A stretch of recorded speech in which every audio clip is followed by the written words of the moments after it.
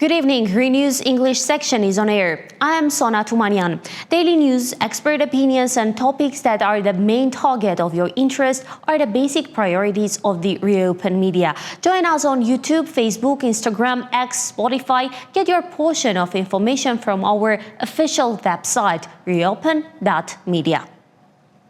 Some local news. Armenian Prime Minister Nikol Pashinyan has appointed Aram Ghazaryan as Deputy Minister of Inner Affairs and Chief of Police, the government announced Monday. The move comes just a day after Ghazaryan stepped down as a governor of the country's northern Lori province. He replaces Aram Hovanesyan, who was relieved of his duties the day before. Former chemistry and biology teacher joined the law enforcement system in 2001. He started as a juvenile affairs officer in Vanadzor and later on led regional police department in Lori, Gyagarkuni, Kotayk and Shirak. In 2023, he was named CEO of the Yerevan Thermal Power Plant. Earlier this year, he was appointed governor of Lori before his new political role. Between the lines of the state-church dialogue, Armenian PM demands immediate clarification from church over personal allegations. Armenian Prime Minister Nikol Pashinyan is calling for an urgent response from the Mother See of Holy Echmiadzin regarding serious allegations he made earlier this week. In a Facebook post early Tuesday morning, Pashinyan reiterated his accusation and demanded direct answers.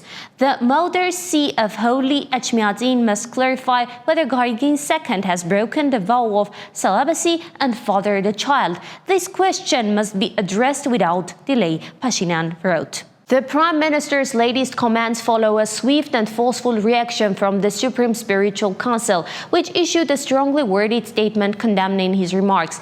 The church accused Pashinyan of using offensive and inappropriate language and described his public statements as lacking basic standards of civility. The council also urged relevant state authorities to hold what it called the Prime Minister's unlawful and short-sighted policy. Armenian Parliament Speaker meets Georgian counterpart in Tbilisi. Armenian National Assembly Speaker Alen Simonyan met with Georgian Parliament Speaker Shalva Papushvili in Tbilisi on an official working visit held at Papushvili's invitation. The two leaders discussed a wide range of issues related to inter-parliamentary cooperation, with additional focus on regional developments and other matters of mutual interest. Yerevan City Hall defends public transit reforms. In local news, Yerevan City Hall is pushing back against criticism over recent changes to the public transportation system. City spokesperson Haik Kostanyan mentioned that all adjustments implemented by the municipality aim to improve the city's transit network through increased fare revenue. According to Kostanyan, the introduction of new ticketing packages was distributed by opposition efforts, which led to confusion and, in his words, a partially unmanageable situation within the system. As a result, the city under-controlled funds and has been unable to purchase the expected number of new trolleybuses. Former Armenian deputy PM accused of money laundering 13 million and criminal proceeds. Armenia's Anti-Corruption Committee has concluded a multi-episode criminal investigation alleging that former Deputy Prime Minister Armen Gevorkyan laundered nearly 5 billion Armenian drams in illicit funds. According to the committee, Gevorkyan sought to conceal the origin and true nature of illegally obtained assets between 2004 and 2018. Investigators found that 39 real estate properties were purchased in Armenia under the names of Gevorkyan and his close relatives, with an additional 10 properties acquired in the Czech Republic. The case files have been submitted to the supervising prosecutor within a motion for indictment and referral to court. Anna Hakopian, wife of Prime Minister Nikol Pashinyan, declared ownership of 2 apartments, including one inherited in 2006. One of the properties, located in the Shengavit district of Yerevan, was sold for $117,000. Hakopian also reported ownership of 3 vehicles, a 2008 Nissan, a 2006 Renault, and a 2004 Vez, as part of her 2024 financial disclosure. Her bank deposits amounted to $40,000 $40,000 and $26,000.